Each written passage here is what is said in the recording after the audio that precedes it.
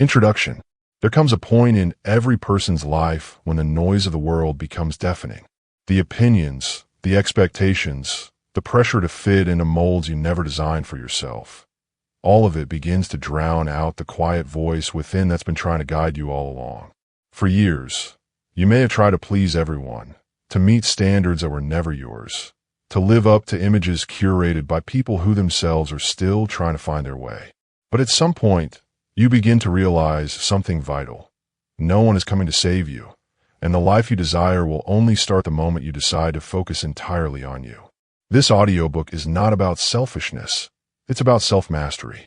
It is about the sacred art of turning inward and realizing that your greatest breakthrough will not come from others believing in you, but from you believing in yourself enough to do the work, stay the course, and evolve through every obstacle. The world will always try to pull your attention outward. You'll be told to watch what others are doing, to measure your worth by comparison, to chase trends, applause, and validation. But what if the real secret to winning lies not in chasing anything, but in building something within you so strong that everything you desire naturally begins to align with your energy?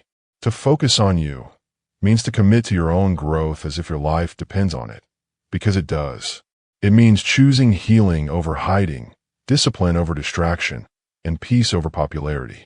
It means accepting that some seasons will be lonely, not because you're unworthy, but because isolation is the furnace in which destiny is refined.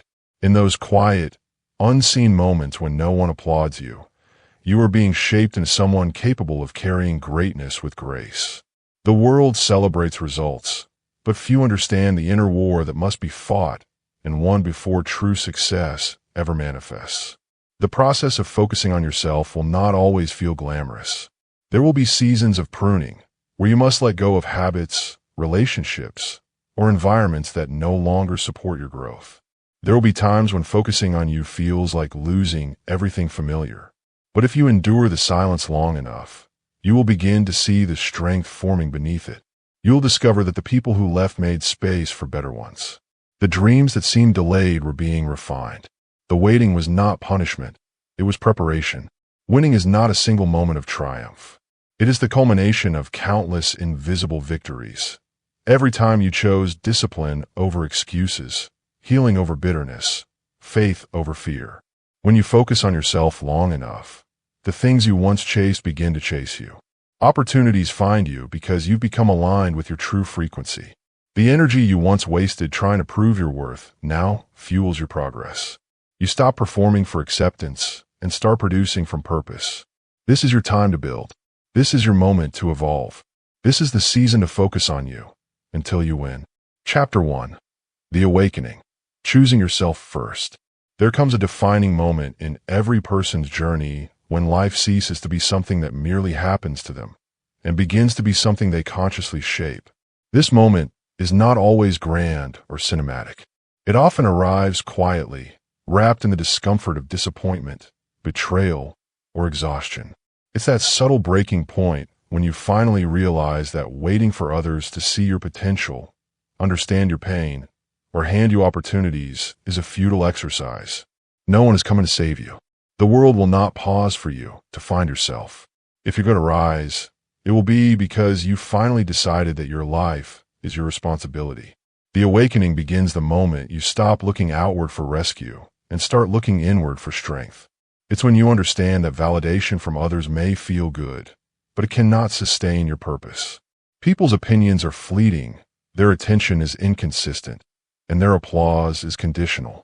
One moment they cheer for you, the next they forget you. The pursuit of approval is a race that never ends, and it drains the soul. When you choose yourself first, you step out of that exhausting loop. You begin to build a foundation rooted not in people's perception, but in personal conviction. For years, many of us have been trained to seek belonging before authenticity. We mold ourselves to fit expectations, shrinking or stretching to please others. We chase acceptance in relationships, workplaces, and social circles, hoping that being chosen by others will finally make us feel whole. But the truth is, when you live to be chosen, you lose your power. You start living as a reflection of what people want, not who you are. Choosing yourself first is about reclaiming that power. It's not arrogance, it's awakening. It's realizing that no amount of external applause can fill the void left by internal neglect. Every meaningful transformation begins with a decision, and that decision is deeply personal. You reach a point where you can no longer tolerate the version of yourself that lives beneath your potential. You begin to crave something more than comfort. You crave alignment. You recognize that your happiness is not hidden in someone else's recognition, but in your own growth, integrity, and self-respect. The moment you understand this, life changes. You stop begging for opportunities and start creating them. You stop chasing love and start radiating it.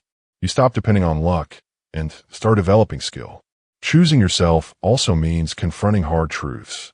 It means looking at your life honestly, the habits that are sabotaging you, the excuses you've been making, the relationships that drain you, and the patterns that keep you stagnant. The awakening is never gentle. It asks you to strip away illusions, to face the parts of you that prefer comfort over progress. It challenges you to stand alone if necessary, because standing alone is better than standing still. Many people fear solitude, but solitude is where power is born. When you finally sit with yourself, without distractions, without validation, you meet the raw, unfiltered version of who you are. And that person holds the keys to your freedom. The road to self-focus begins with a sobering realization. Your growth is your responsibility. No mentor, partner, or friend can live your purpose for you. People can guide, inspire, or support you, but they cannot do your becoming. Every act of greatness, every story of triumph, begins with someone who stopped outsourcing their destiny. They decided to believe in themselves even when no one else did. They took the uncomfortable path of self-discipline, daily improvement, and radical ownership. And slowly, the world began to mirror back the confidence they cultivated within. When you choose yourself first, you begin to understand that saying yes to yourself sometimes means saying no to others. It means setting boundaries, not because you're cruel, but because you value your peace. It means refusing to shrink for people who are uncomfortable with your growth. It means walking away from spaces that no longer nurture your evolution. Every no becomes an act of self-respect. Every yes becomes a seed of destiny. The awakening teaches you that not everyone will understand your focus, and that's okay. You are not here to be understood by everyone. You are here to be fulfilled by purpose. This decision to choose yourself will test your courage. You may lose people who preferred the version of you that was easy to control. You may walk through seasons of misunderstanding, loneliness, and doubt. But in those moments, remember this truth. Loneliness and purpose is far better than comfort and stagnation. The path of self-alignment may feel narrow, but it leads to wide spaces of peace and clarity. As you grow, the right people will find you, the ones who align with your frequency, not your facade. The awakening also redefines how you see failure. You begin to see setbacks not as signs of weakness, but as sacred redirections. Every disappointment becomes a teacher. Every closed door becomes protection. You realize that life is not punishing you. It's pruning you. Choosing yourself first requires faith that your effort will eventually meet its reward, even if you don't see immediate results. You stop measuring progress by speed and start measuring it by direction. You trust the process because you trust yourself. When you stop depending on others for your sense of worth, you gain an unshakable kind of freedom. You no longer need to prove anything. You no longer chase validation because you've already given yourself permission to grow. You become anchored, not in external praise, but in inner peace. This is where true focus begins. It's the kind of focus that transforms you quietly, steadily, until one day, everything about you speaks of strength and certainty. The world changes the moment you change how you see yourself. You start to realize that the power to create, to heal, to thrive, has always been within you. The people who succeed are not those who never fall, but those who never stop choosing themselves after every fall. Every time you rise again, you reinforce your belief that you are capable. That belief becomes momentum. That momentum becomes mastery. Choosing yourself first does not mean ignoring others. It means showing up as the best version of you for others. You cannot pour from an empty vessel. You cannot light another's path if you've dimmed your own flame. When you focus on your healing, your growth, your discipline, and your faith, you become a living example of what's possible. You no longer have to convince people. Your transformation speaks for itself. This is the essence of the awakening. It's the moment your story begins to shift from waiting to creating, from needing to becoming. You step out of the shadow of dependence and into the light of self-awareness. You realize that you are both the sculptor and the clay, the masterpiece and the work in progress. And once you make peace with that truth, you'll never again look to the world for your rescue. You'll wake up every morning knowing that you already possess everything you need to build the life you desire. That's the power of choosing yourself first. It's not a one-time decision. It's a daily commitment, a promise to show up, to keep believing, and to stay faithful to your growth even when no one is watching. Because one day, when the results finally speak for themselves, you'll know it was never luck. It was focus. It was faith. It was you. Chapter 2. Silence the noise. Protecting your mental space. In a world that never stops talking, silence has become the rarest form of luxury. We live in a time when our minds are constantly being invaded by notifications, opinions, trends, and the invisible pressure to always be available. The noise is everywhere, in our phones, our conversations, our environments, and most dangerously in our thoughts. The modern mind has become a crowded room, full of voices that don't belong there. And yet, clarity, the very thing we need to move forward, only thrives in silence. To truly focus on yourself, you must first learn to protect your mental space. Guarding your peace is not about escaping the world. It's about filtering it. It's about learning to be intentional about what enters your mind, what occupies your emotions, and what deserves your attention. Because not everything loud is important, and not everything urgent is meaningful. Most of what drains us daily are not the things we do, but the things we allow to consume our energy without consent. Every notification, every argument, every comparison chips away at the quiet space you need to hear your own voice. And until you reclaim that space, you'll always feel restless, distracted by everything, yet connected to nothing. Silencing the noise begins with awareness. You start to notice how often you reach for your phone when you're uncomfortable in your own thoughts. You start to see how much time is spent scrolling through lives that have nothing to do with yours, how subtly you compare your journey to others, and how quickly peace fades when your worth is measured in likes and validation. The digital world was designed to keep you addicted, to flood your mind with stimulation until you lose touch with your own rhythm. But the truth is, growth does not happen in chaos. It happens in calm. The mind cannot create when it's constantly reacting. Protecting your mental space means becoming a gatekeeper of your thoughts. It means asking yourself, does this deserve my attention? Does this bring me peace or take it away?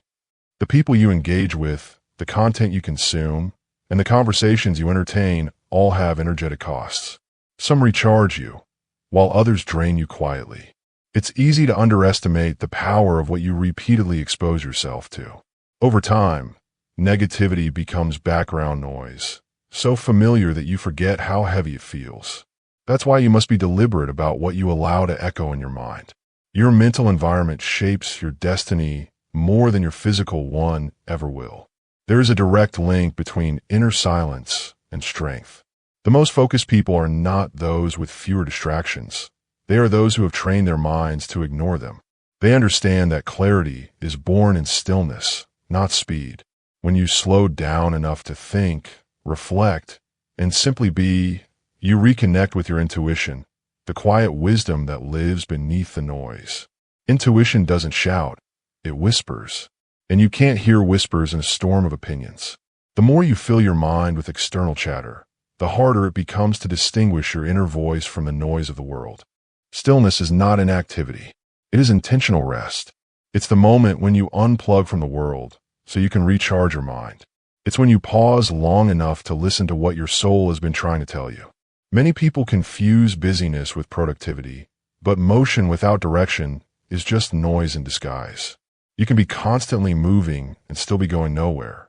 Silence forces you to face what you've been avoiding. It reveals your true priorities and strips away the illusions of urgency. In the quiet, you remember who you are and why you started. Solitude is not loneliness. It is leadership. Every great thinker, creator, and visionary in history understood the necessity of retreating into silence. They knew that the best ideas are born in isolation. When the world is loud, solitude becomes your sanctuary, a sacred space where you can process, plan, and create without interference. The problem is that most people fear silence because it confronts them with themselves. It reveals the unhealed, the uncertain, and the uncomfortable. But that confrontation is the beginning of wisdom. Until you are comfortable being alone with your thoughts, you will always need others to distract you from them. Mental clutter is the silent killer of creativity. When your mind is overloaded, you stop seeing possibilities and start reacting to problems. You become overwhelmed, impatient, and easily drained.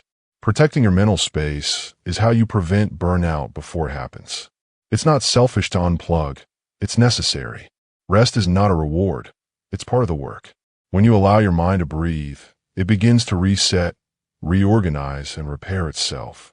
You begin to think clearly again. You begin to see options that once seemed hidden. Peace is not the absence of noise. It's the ability to stay grounded in the midst of it. Detoxing from social and emotional noise doesn't always mean cutting everyone off. It means discerning who deserves access to your peace. Some people thrive on drama because chaos makes them feel alive. But if peace feels boring to you, it's because you've been addicted to noise for too long.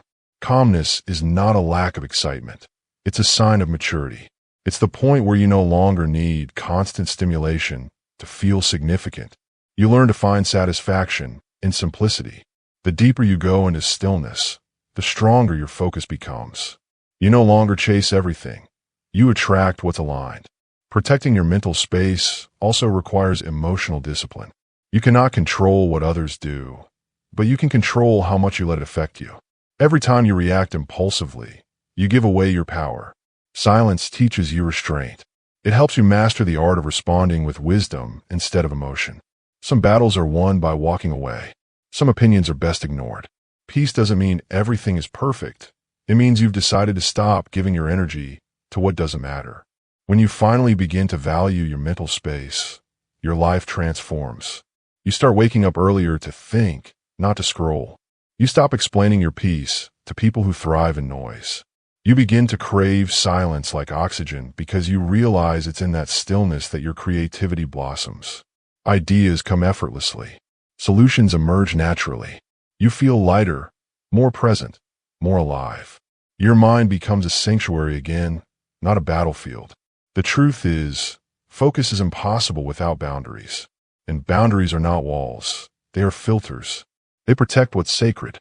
Every great work, every fulfilled dream, every moment of deep connection begins with focus. But focus cannot exist in a cluttered mind. When you silence the noise, you reconnect to the frequency of your purpose. You start to hear divine whispers, subtle nudges, and creative impulses that were buried under distraction. Your intuition becomes sharper. Your confidence grows stronger. You begin to move with intention instead of impulse. Peace is not passive. It's powerful. It's the foundation of all success. Without peace, progress feels forced. But with peace, everything flows. You begin to operate from a place of alignment, not anxiety. You stop competing with others because you finally understand that your only competition is the person you were yesterday. You stop seeking validation because you realize that true validation comes from clarity, knowing who you are and where you're going. Protecting your mental space is not a luxury. It's survival. You cannot fulfill your purpose with a noisy mind. You cannot create with chaos sitting on your shoulders. To focus on yourself until you win, you must first learn the art of stillness. Let silence become your strategy. Let peace become your power. And let clarity become your compass. Because in a world addicted to noise, the calmest mind always wins. Chapter 3. Heal before you hustle. The power of inner restoration. There is a dangerous lie that modern culture often celebrates. The idea that if you just work harder, stay busy, and never stop grinding, you will eventually find peace and success. We glorify hustle as the cure for pain, productivity as the answer to emptiness, and movement as a substitute for healing. But the truth is simple and unshakable. You can't build a great life on broken foundations. All the effort, ambition, and motivation in the world cannot sustain a soul that hasn't yet made peace with itself. Healing is not weakness. It is the highest form of strength. It is the quiet, courageous work of facing the wounds that busyness tries to bury. It is the decision to stop pretending that everything is fine and instead confront the parts of you that ache in silence. You cannot truly move forward if pieces of you are still stuck in the past, anchored by regret, resentment, or rejection. The heart you refuse to heal will sabotage the dreams you try to build. You may achieve temporary success, but it will always feel incomplete because your foundation is fractured. So many people rush into hustling because slowing down feels unbearable. Silence exposes the pain they've tried to outrun. But healing requires stillness. It requires honesty. It asks you to stop and face the truth of your story, no matter how uncomfortable it may be. You cannot transform what you refuse to acknowledge. Healing begins the moment you admit that something inside you needs attention. It's not self-pity, it's self-awareness. And self-awareness is the birthplace of real power. Before you chase your next dream or set your next goal, pause and ask yourself, what am I running from? So much of our ambition is driven by unhealed wounds. The need to prove we're enough, to silence the voices that once doubted us, to earn love that was once withheld. We mistake achievement for wholeness. But healing teaches you that your worth was never supposed to be earned. It was always inherent. The most powerful thing you can do for your future is to stop dragging the pain of your past into it. Healing means forgiving yourself, not once, but continuously. It's the process of releasing yourself from the prison of perfection. You did the best you could with what you knew at the time. You may have made mistakes, but you are not your mistakes. Self-forgiveness is not about denying responsibility. It's about ending the cycle of self-punishment. When you forgive yourself, you reclaim the energy that guilt has been draining for years. That energy becomes fuel for your growth. You begin to see yourself not as broken, but as becoming. The process of healing also demands that you unlearn the lies you've believed about yourself. Somewhere along the way, you were told you weren't enough, that your dreams were unrealistic, that your voice didn't matter. Maybe you grew up in environments where love was conditional, where approval was earned through performance, and where vulnerability was seen as weakness. Those messages may have shaped your behavior, but they do not define your destiny. Healing means rewriting the script. It means questioning every belief that makes you feel small and choosing to replace it with truth.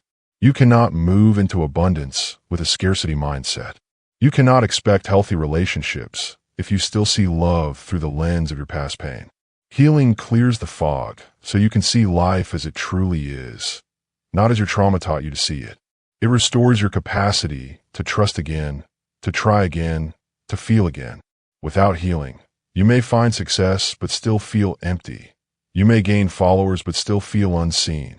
You may appear confident but still feel unworthy. Healing aligns your inner world with your outer progress so that your peace grows as your purpose expands. Rejection is one of life's greatest teachers, but only if you allow it to refine rather than define you.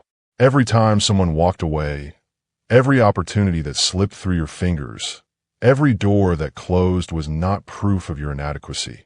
It was protection in disguise. Healing reframes rejection. It helps you see that some things had to fall apart so you could fall into yourself. The people who left were not meant to walk with you into your becoming. Their absence created the space you needed to grow. Letting go of the past is not about forgetting what happened. It's about releasing the emotional grip it has on you. You can remember without reliving. You can honor the lessons without carrying the pain. The past is a place of reference, not residence. Every time you revisit it with bitterness, you reopen wounds that were meant to close. But when you revisit it with wisdom, you extract strength. Healing transforms memories into teachers instead of tormentors. You begin to see how everything, even the heartbreaks, was shaping you into who you needed to become. As you heal, something beautiful happens. You regain access to your confidence. Not the shallow kind that needs applause, but the quiet kind that comes from self-acceptance. Confidence is not about thinking you're perfect. It's about knowing you're whole. It's the peace that comes from no longer needing to prove anything. When you heal, you stop chasing validation because you finally believe you are enough without it. That belief changes everything. It changes how you walk into rooms, how you set boundaries, how you pursue your dreams. You stop begging for belonging and start building environments that match your worth. Healing also frees your energy. The emotional weight you've been carrying, anger, shame, fear, self-doubt, takes an invisible toll on your mind and body. When you release it, your creativity expands. Your focus sharpens. Your spirit feels lighter. You begin to attract opportunities that match your healed energy. This is why healing must come before hustling, because the energy you bring to your work determines its impact. You can't create from a place of chaos and expect peace as a result. You can't build lasting success from a heart that's still bleeding. The world tells you to keep grinding, to push through the pain. But wisdom whispers something different. Pause, breathe, heal. Restoration is not wasted time. It's preparation. You are not losing momentum when you rest. You are regaining clarity. You cannot pour from an empty cup, and you cannot give the world your best when you are still at war within yourself. The greatest gift you can give to your purpose is a healed version of you. Healing before you hustle is not about slowing down. It's about accelerating in the right direction. It's about making sure your ambition is rooted in wholeness, not in hurt. Because when you're healed, you no longer chase things to fill voids. You pursue them to express purpose. Your goals stop being about proving something and start being about becoming someone. That shift changes everything. You deserve to live a life that feels light, purposeful, and peaceful. You deserve to wake up without resentment in your heart or doubt in your mind. You deserve to create from joy, not from fear. But to experience that kind of freedom, you must give yourself permission to heal. You must allow time to rebuild your emotional foundation so your dreams have something solid to stand on.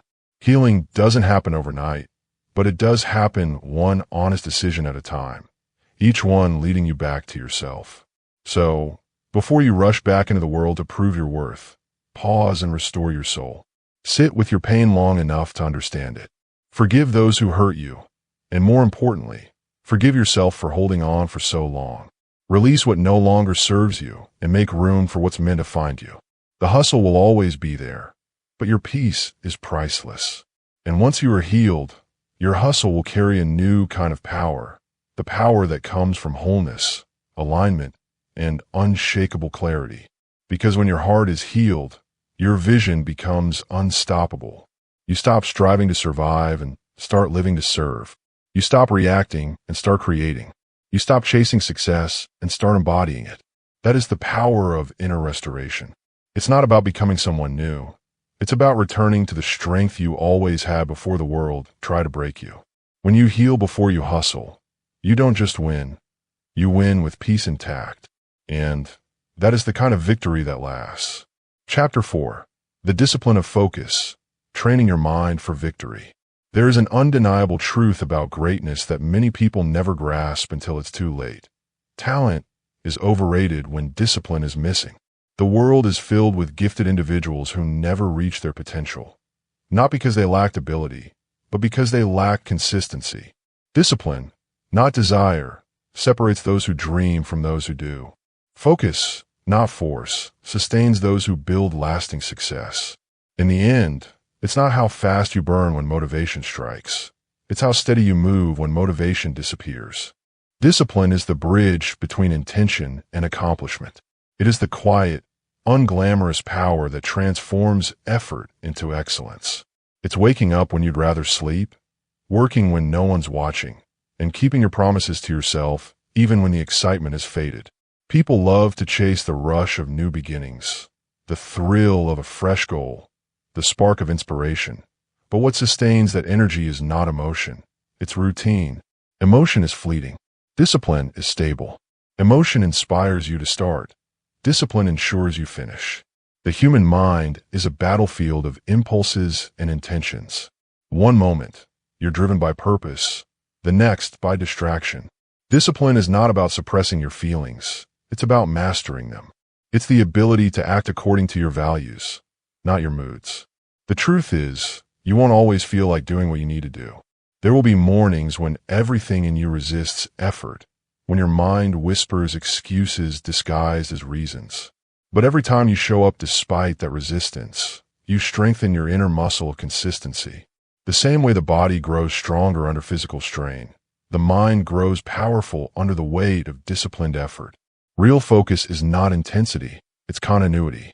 Anyone can focus for a moment. True mastery comes from maintaining direction over time. You can sprint for a few days, but only discipline will keep you walking for years. Success is rarely about massive leaps. It's built on small, consistent steps that compound quietly. Every day you show up, tired, uninspired, or uncertain, you are depositing into the account of your future. Eventually, those daily deposits accumulate into something unshakable: mastery, confidence, and credibility. Discipline thrives on structure. Without structure, even the most passionate person loses direction. You cannot depend on willpower alone. It's unreliable, easily exhausted, and inconsistent. Structure creates systems that protect your focus. It's the reason athletes follow routines, writers set word counts, and entrepreneurs schedule their priorities. Structure transforms chaos into clarity. When you plan your day with intention, you remove the room for indecision. You don't wait to feel ready. You move because it's time. Every great life is built on the rhythm of disciplined habits.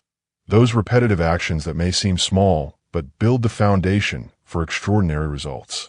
Accountability is the companion of discipline. It's easy to break promises to yourself in secret, but when you hold yourself accountable, whether through mentors, partners, or personal reflection, you develop integrity. Accountability reminds you that discipline is not punishment. It's a commitment to your own potential. It's choosing long-term satisfaction over short-term comfort. Every time you resist the easy path, you tell your future self, "I can be trusted." That trust becomes the backbone of confidence.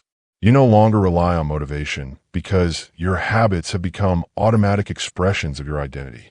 One of the greatest misconceptions about focus is that it's about doing more. In reality, focus is about doing less, but doing it with purpose. Discipline trains you to identify what truly matters and eliminate the rest. It's not just about hard work, it's about right work. Many people exhaust themselves chasing everything and end up mastering nothing.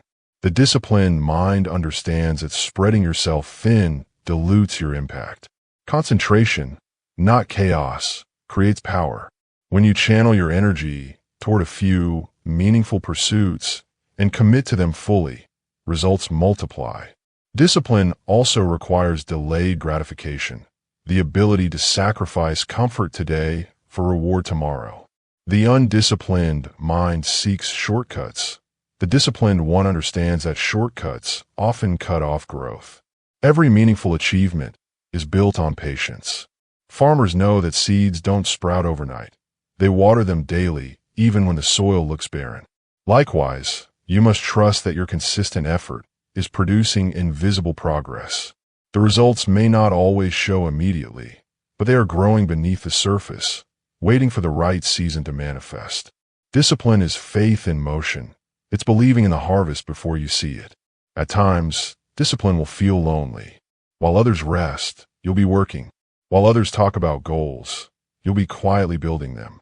But remember, success rarely announces itself during the process. It reveals itself after perseverance.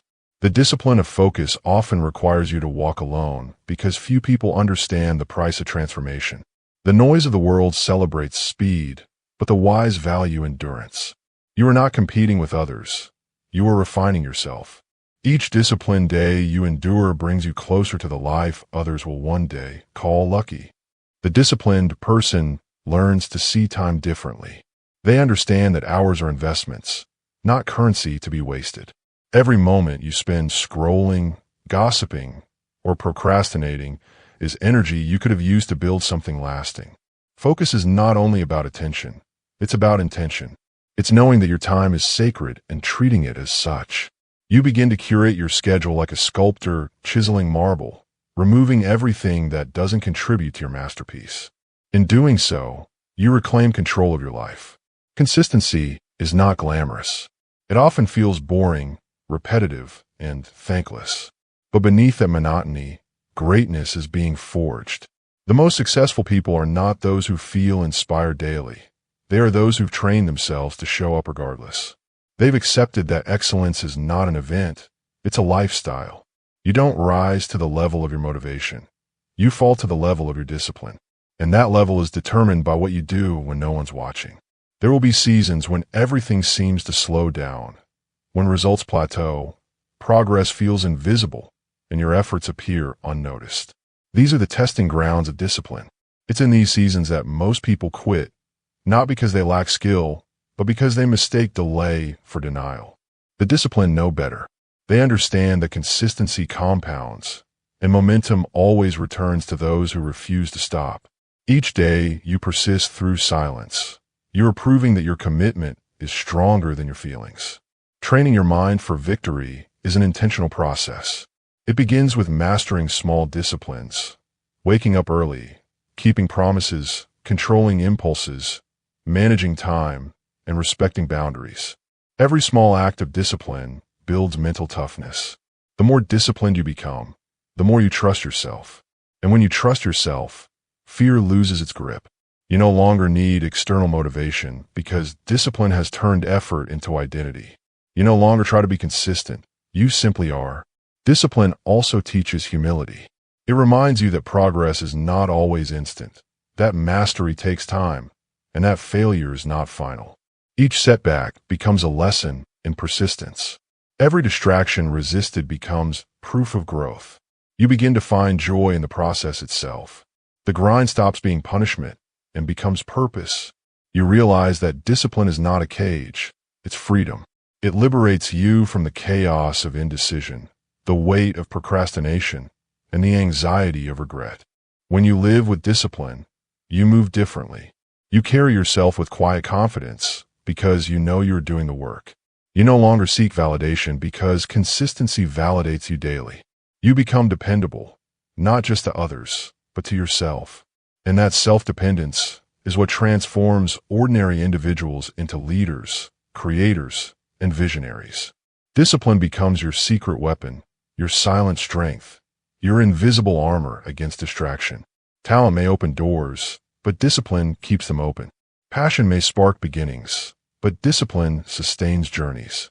Motivation may light the fire, but discipline keeps it burning through storms.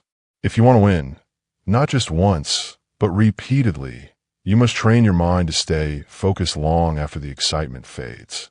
Because victory is not a single act, it's a habit, and that habit is built one disciplined day at a time. So, as you move forward, remember this truth. Your dreams will not respond to your emotions. They will respond to your consistency. Don't wait to feel ready. Don't depend on inspiration. Build structure. Stay accountable. Commit to your craft when no one claps for you. Discipline will take you places motivation never could. And when the world finally sees your success, they will call it brilliance. But you will know it was simply the result of choosing focus over feelings, structure over chaos, and discipline over doubt. That is how victory is trained.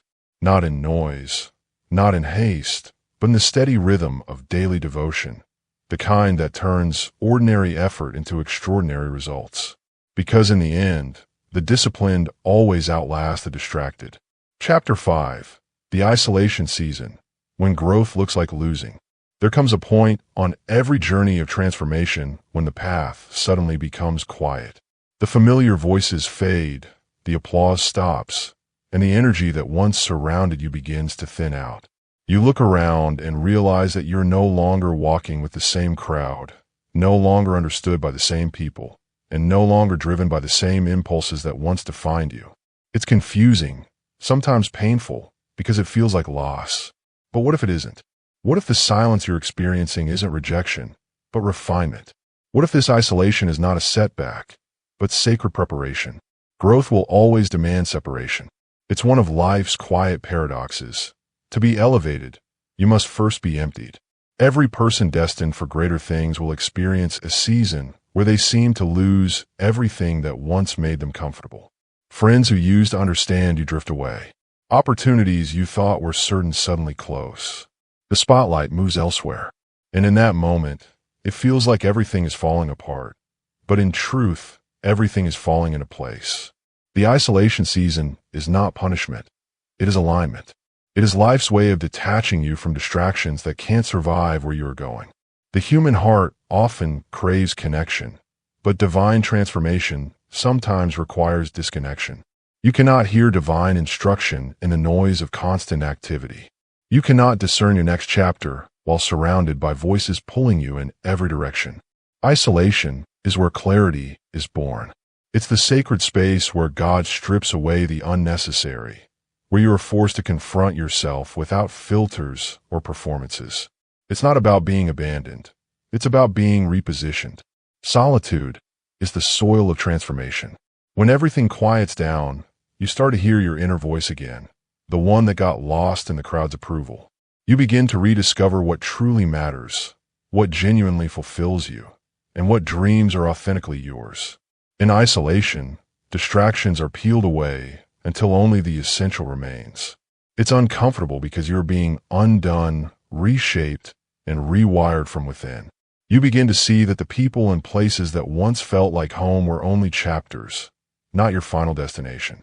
The discomfort of solitude is the sound of evolution. During this season, it may seem like you're losing friends, opportunities, recognition, stability.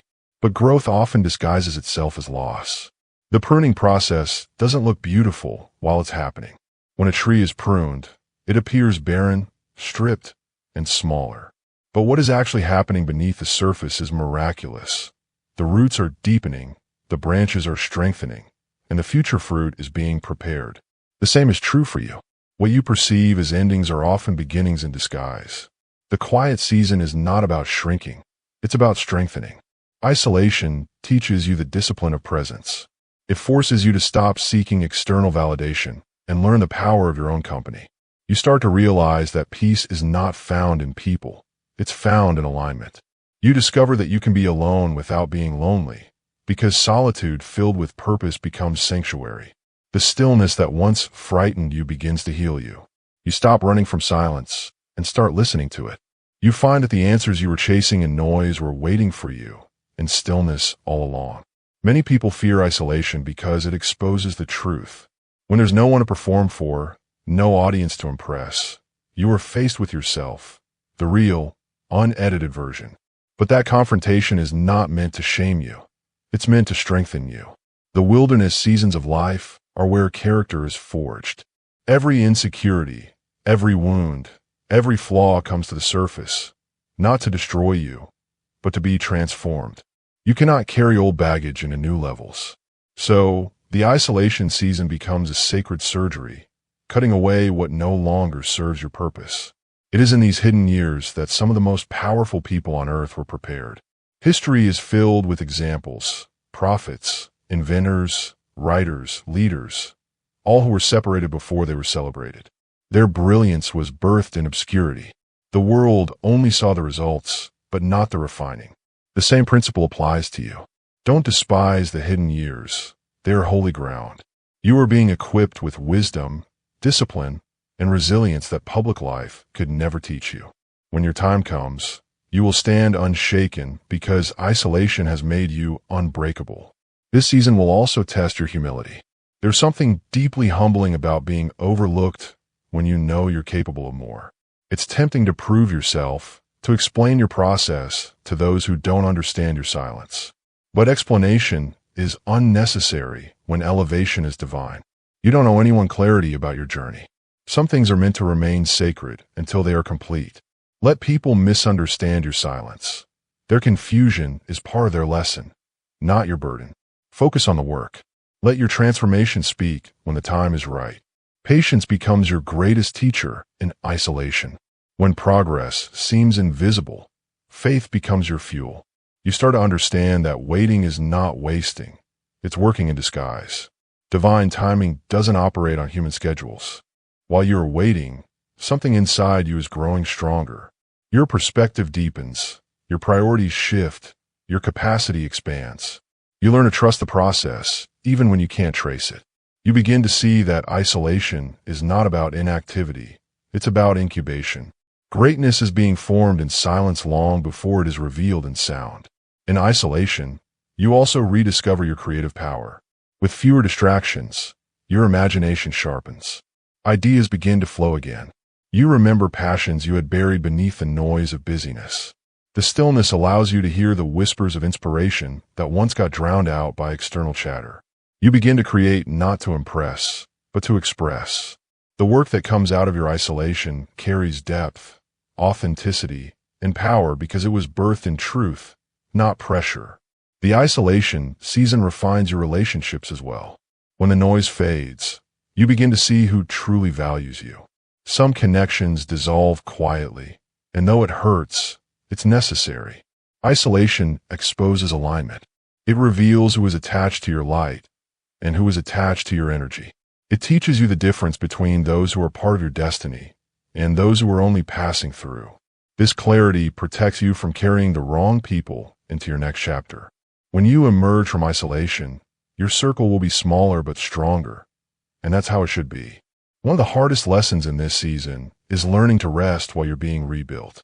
The world glorifies constant motion, but spiritual transformation requires stillness.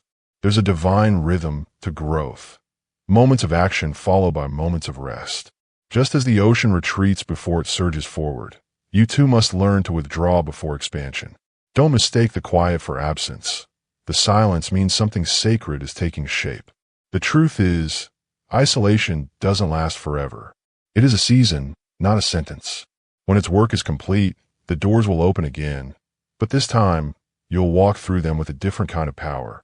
You'll no longer chase opportunities. You'll attract them. You'll no longer seek recognition. Your results will speak louder than words. You'll return to the world lighter, wiser, and more grounded because you used your solitude well. The very things you thought were delays will reveal themselves as divine design. So, if you find yourself in a season of quiet, don't resist it. Don't rush it. Don't explain it away. Embrace it. This is the season where the roots of your greatness are taking hold. The world may not see your growth yet, but heaven does. Every prayer, every tear, every act of discipline in this solitude is shaping the version of you that will walk boldly into destiny. Let the silence refine you. Let the isolation mold you. Let it teach you that sometimes elevation doesn't look like rising. It looks like retreating. When growth looks like losing, remember, you are not being buried. You are being planted. The difference between the two is perspective. Both disappear beneath the surface, but only one is destined to rise again with fruit. The isolation season is your planting ground. Stay there until your roots are deep, your vision is clear, and your spirit is unshakable. When the time is right, you will emerge stronger, not because you escaped the solitude, but because you mastered it. And when that moment comes, when you finally step into the light again, you'll understand why you had to walk through the silence. You'll see that the separation was never about loss. It was about positioning. You'll realize that the solitude that once felt empty was actually full of purpose. Because sometimes the only way to grow into who you were meant to be is to walk alone until the world catches up to your transformation. Chapter 6. Build the new you, evolving beyond your old identity. Every great transformation begins with a moment of surrender, the quiet acceptance that who you once were is no longer enough for who you are becoming. Growth demands that you release the outdated version of yourself that once felt safe, familiar, and predictable. It's not because that version was wrong. It's because it has served its purpose. Life moves in seasons, and with each new one comes an invitation to evolve. To build the new you is not to abandon your past, but to honor it as the foundation upon which your higher self will stand. Reinvention is a spiritual act. It is more than just changing habits or routines. It's an internal awakening that whispers, you were made for more. It is the realization that comfort is no longer your calling, and that clinging to old patterns is a quiet betrayal of your potential. Building the new you begins when you look in the mirror and see not who you've been, but who you are capable of becoming. The person you've always imagined isn't a fantasy. It's your future waiting for permission to exist. That permission can only come from you. Focusing on yourself requires the courage to outgrow the version of you that the world has become comfortable with. You must be willing to disappoint people who preferred your smaller self. The version of you that never said no, never took risks, and never stepped outside the lines. Reinvention is not rebellion. It is rebirth. And like all births, it comes with labor. The old self will resist. It will cling to familiar patterns, relationships, and environments that feel safe even when they stifle your spirit. But the soul cannot evolve in the comfort zone. The new you can only emerge when the old you finally lets go. To build the new you must first redefine your values. Ask yourself what truly matters now. Not what mattered to the person you were 5 years ago, or what society tells you should matter, but what aligns with your current truth. Values are the compass of transformation. They determine your direction long before you take your first step. When your values evolve, your choices begin to change naturally. You stop chasing validation and start pursuing meaning. You stop settling for survival and start designing a life of significance. Upgrading your habits is the physical expression of inner change. Transformation is not a single moment of clarity. It is a series of consistent, intentional actions that reflect your new standards. Every habit you cultivate becomes a statement of identity. If you see yourself as disciplined, you'll act like it. If you see yourself as unworthy, you'll subconsciously sabotage your own growth. That is why building the new you requires rewiring your self-image. You must start thinking like the person you want to become before you see evidence of that change. The mind believes before the body achieves. Letting go of old habits often feels like loss because they have comforted you through uncertainty. But holding on to them is like clinging to an anchor while trying to learn how to fly. You can't elevate while still carrying what weighs you down.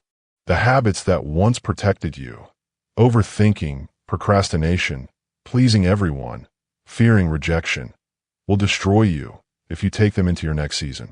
Building the new you means replacing these self-defeating behaviors with ones that align with your future. It's about developing patterns that reflect discipline, peace, and purpose, rather than anxiety, doubt, and distraction. As you evolve, you'll also begin to see your environment differently. Some spaces that once felt like home will start to feel too small. You'll sense an inner dissonance, a subtle feeling that you no longer belong where you once fit perfectly. This discomfort is not arrogance, it's awareness. Growth naturally expands your vibration, and environments that don't grow with you begin to drain you. It's the soul's way of telling you it's time to move forward. Outgrowing people is one of the most difficult parts of self-reinvention. Some friendships and relationships were only meant for a season, not a lifetime. When you begin to change, not everyone will understand or support it. Some will misinterpret your growth as pride or distance because your evolution challenges their stagnation. But you cannot shrink yourself to make others comfortable. You can love people without staying where you no longer thrive. Growth doesn't mean you're better than anyone. It means you're becoming better for yourself. The key is to move forward with grace, not bitterness. Honor the role people played in your story, even if they can't walk with you in the next chapter. Moving forward with grace means refusing to resent what you've outgrown. Bitterness ties you to the very things you're trying to release. Instead, choose gratitude. Thank the old version of you for surviving what the new version of you will thrive through. Thank the environments that challenged you, the relationships that taught you, and the mistakes that refined you. Gratitude turns endings into beginnings and gives you the emotional freedom to rebuild without regret. Reinvention also requires emotional courage. To build the new you must face the fears that have kept you small.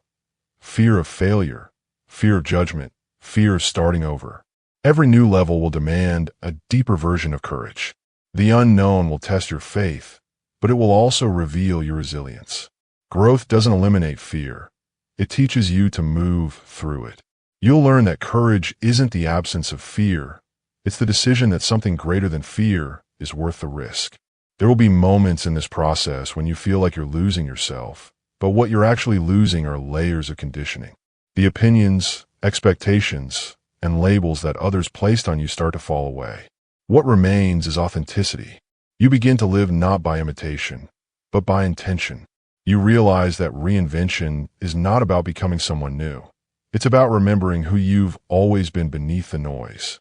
The journey of building the new, you will test your patience. Growth doesn't happen overnight.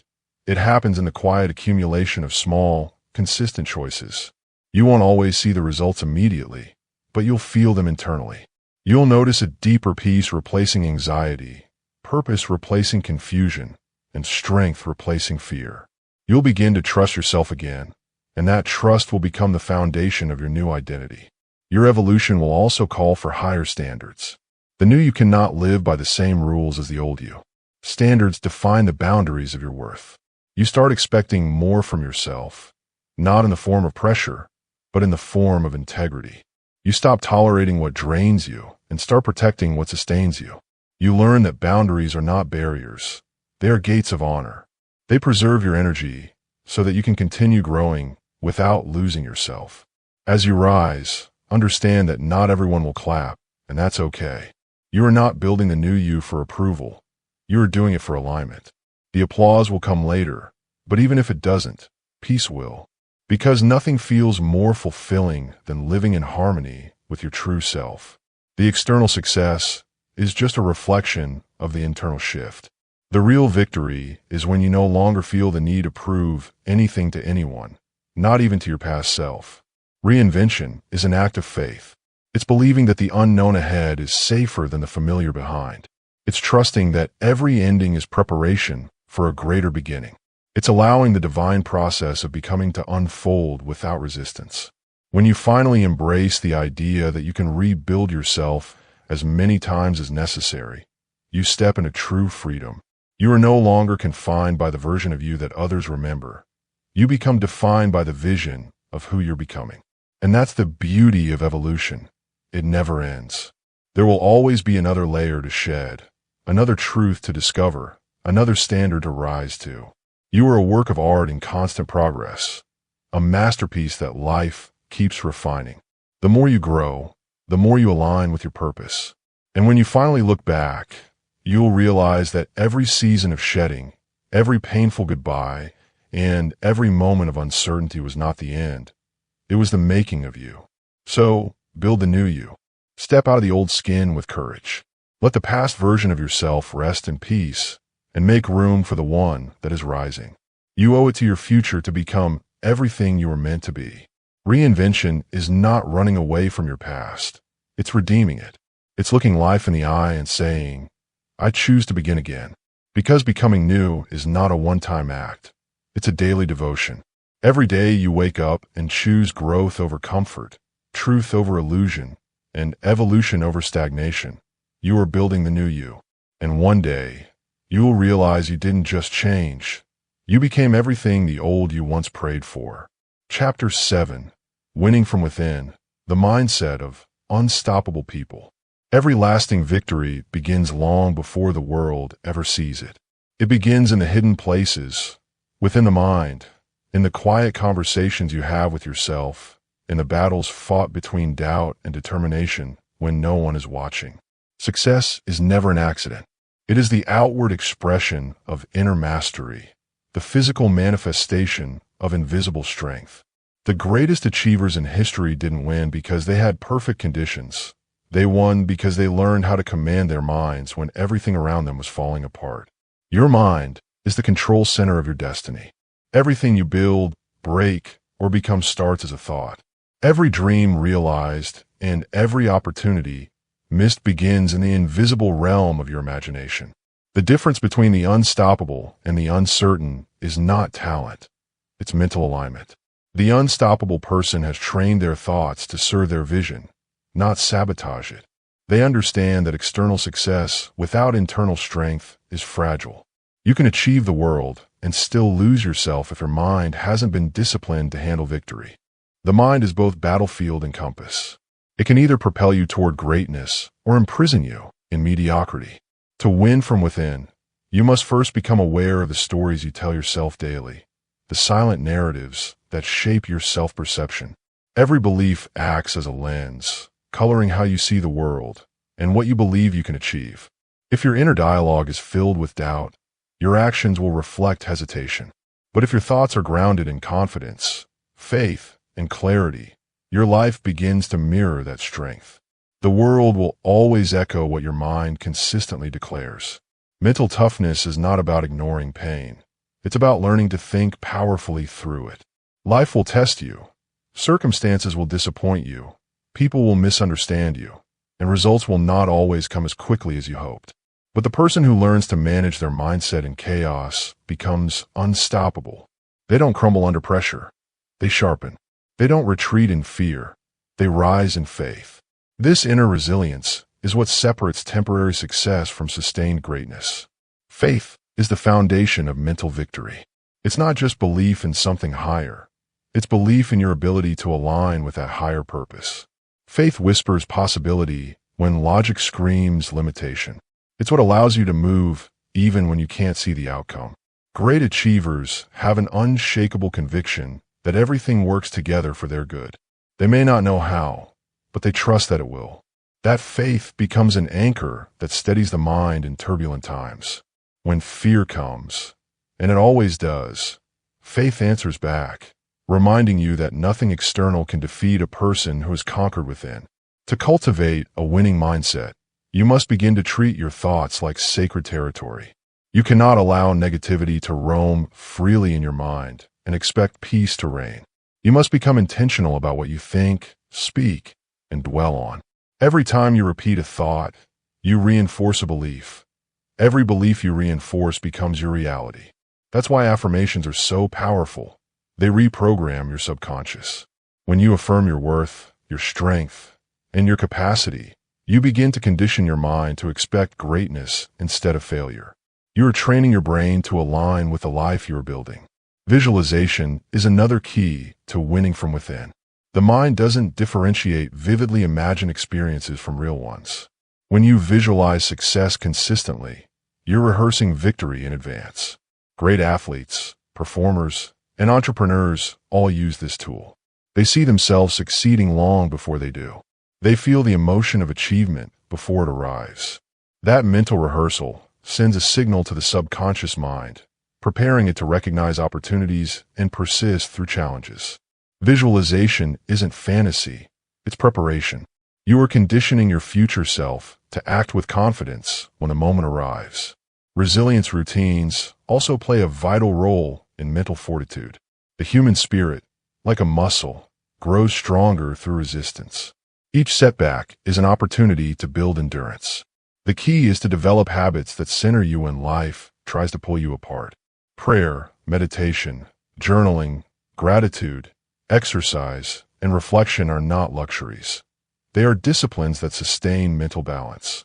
They help you reset, refocus, and recharge. They remind you that power doesn't come from a chaotic mind, but from a centered one. Unstoppable people have mastered the art of recovery. They may fall, but they never stay down. They understand that failure is not final. It's feedback. Every disappointment becomes data for the next strategy. They do not see obstacles as evidence of inadequacy, but as opportunities for refinement. This perspective shift is crucial. Life will never be free of challenges, but you can become the kind of person who thrives in them. When you stop viewing problems as punishments and start seeing them as preparation, your entire mindset transforms. Winning from within also requires a healthy self-image. You cannot outperform the way you see yourself. If you secretly believe you are undeserving of success, you will subconsciously sabotage it. That's why it's vital to continuously evolve your identity to match your destiny. See yourself as capable, disciplined, and chosen. Speak of yourself in the language of victory. You become what you consistently declare. Every time you affirm your worth and act in alignment with it, you strengthen the bridge between who you are and who you're becoming. The inner world must match the outer pursuit. Too many people chase external success while neglecting inner stability. They build careers, relationships, and reputations on shaky emotional foundations, and then wonder why everything collapses under pressure. Real success is rooted in peace. It's when your internal world is so aligned that no external chaos can pull you off balance. You begin to realize that winning isn't about defeating others. It's about mastering yourself. It's about maintaining focus in storms, faith in uncertainty, and gratitude in delay. An unstoppable mindset is a blend of humility and confidence. It understands that strength doesn't mean arrogance. It means awareness of your divine potential. Confidence rooted in ego fades under pressure, but confidence grounded in self-awareness endures. The mentally strong know that they are not perfect, but they are purposeful. They don't need to control everything. They simply trust that everything will unfold as it should. This calm assurance becomes their competitive edge. While others panic, they prepare. While others doubt, they decide. While others fear, they act. The battlefield of the mind is where destiny is won or lost. Your outer world will always mirror your inner dialogue. If you constantly focus on limitations, you'll find them everywhere. But if you train your mind to see possibilities, you'll notice doors others overlook. Perspective creates opportunity. Gratitude magnifies abundance. Optimism attracts solutions. The more you master your inner atmosphere, the less you'll be controlled by external circumstances. Peace becomes your strategy. Focus becomes your weapon. Every day is a mental workout. You either strengthen your discipline or feed your doubt. To win from within, you must consistently choose alignment over anxiety, faith over fear, and purpose over perfection. You must learn to speak life into your day before the world has a chance to speak doubt into it. Each morning, reaffirm who you are becoming. Each night, review what you've learned. These small acts may seem simple, but they compound into unshakable confidence over time. Unstoppable people live with intentionality. They do not allow emotions to dictate their direction. They respond instead of react. They pause before deciding, reflect before judging, and persevere before quitting.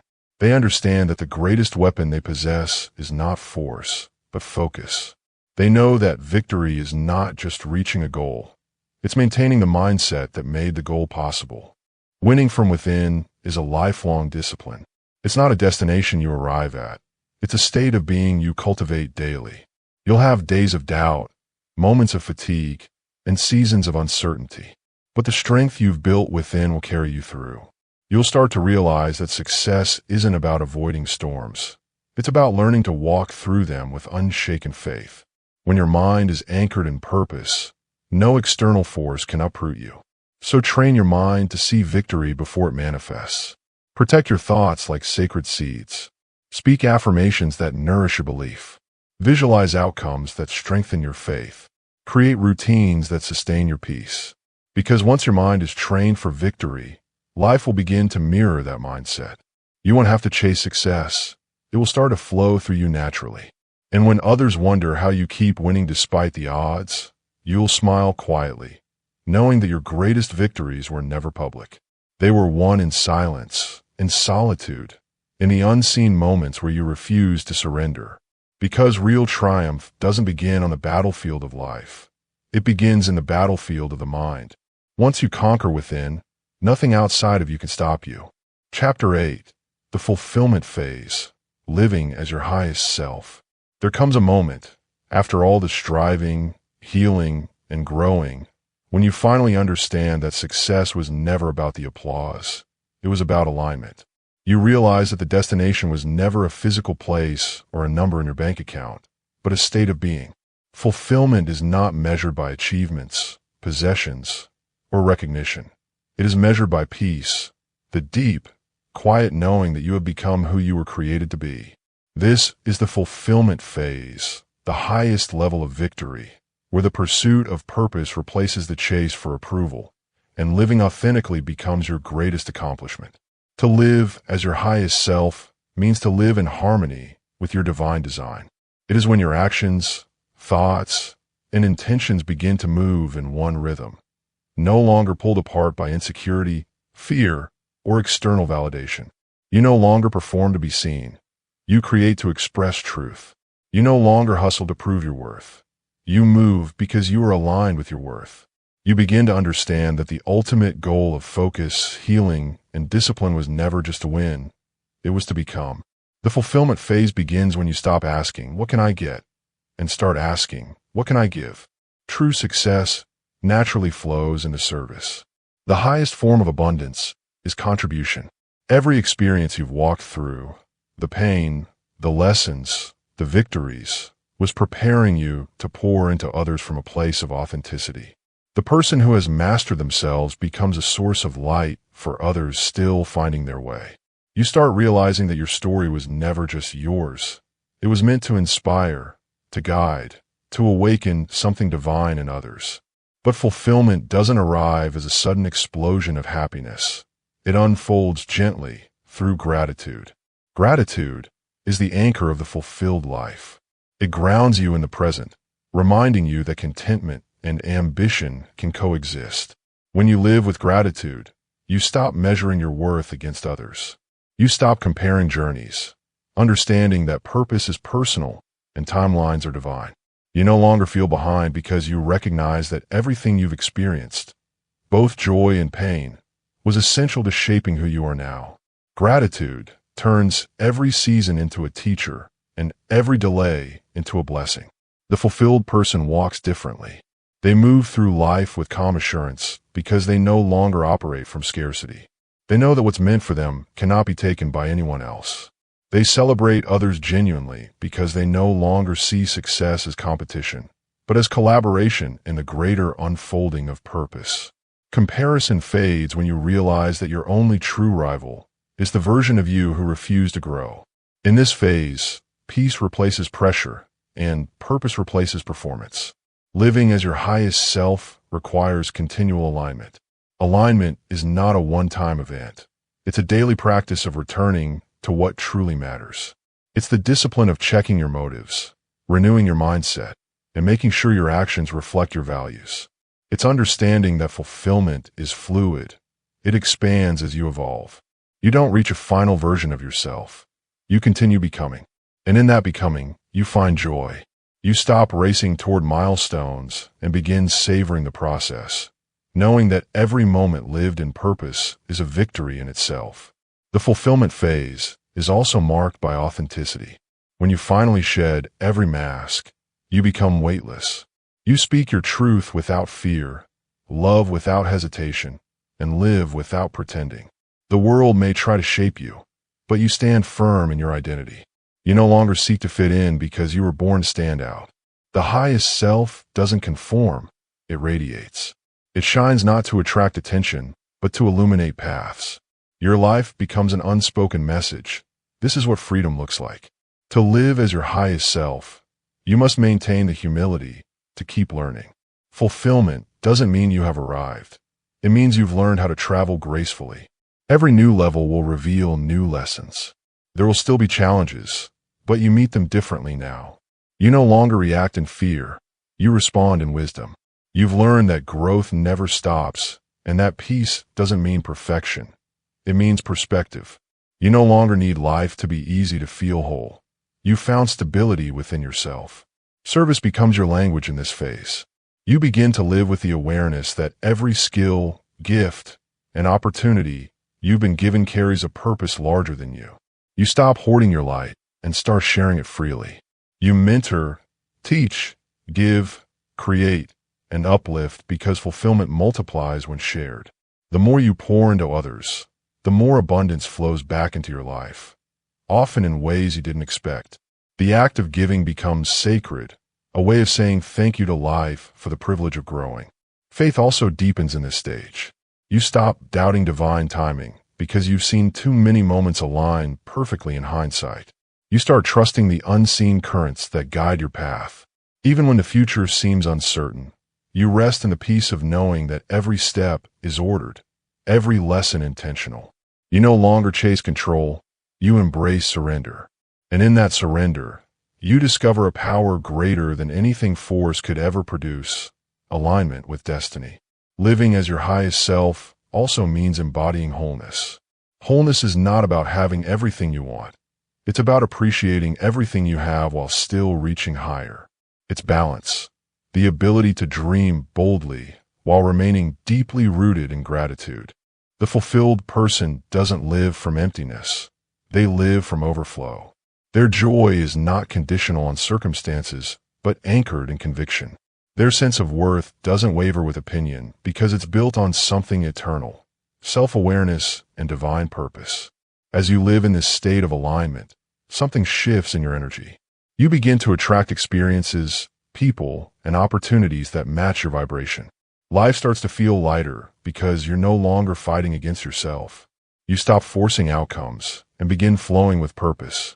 The universe responds differently to a person who has learned to walk in peace. Doors open effortlessly, not because you stopped working, but because your work now flows from authenticity, not anxiety.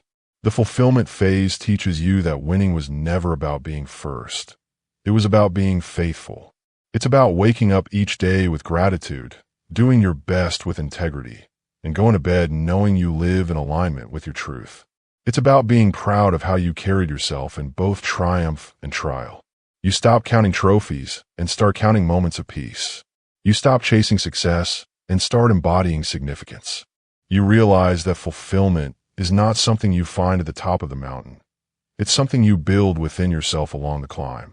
The beautiful irony of fulfillment is that once you reach it, you no longer feel the need to prove anything.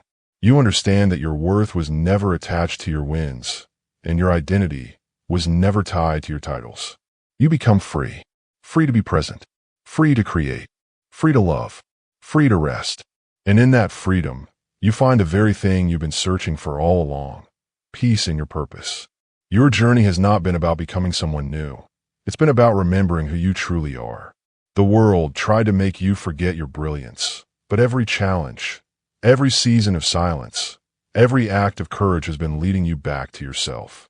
You discovered that true success is not external, it's internal. It's the calm confidence that no matter what happens, you are exactly where you're meant to be, doing exactly what you were designed to do. So live boldly, love deeply, and walk in gratitude. Keep evolving, not for recognition, but for revelation. Keep serving, not for applause, but for purpose. Keep shining, not to impress, but to illuminate. Because when you live as your highest self, you don't just win, you inspire others to do the same. And that is the ultimate victory. Not that you climbed higher than anyone else, but that you became the fullest, truest expression of the person you were always meant to be.